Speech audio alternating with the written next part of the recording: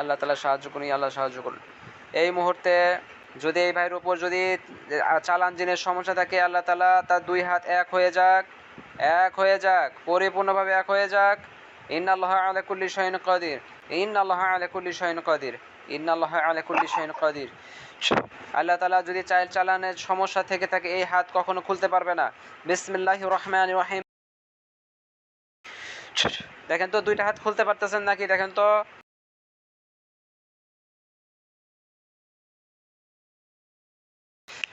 খুলতে পারেন? খুলতে পারতেছেন না? মুখ দিয়ে বলেন। আচ্ছা, আপনি কি ইচ্ছা করে দুই একটা হাত লাগাইতেছেন? না, একলাই হচ্ছে?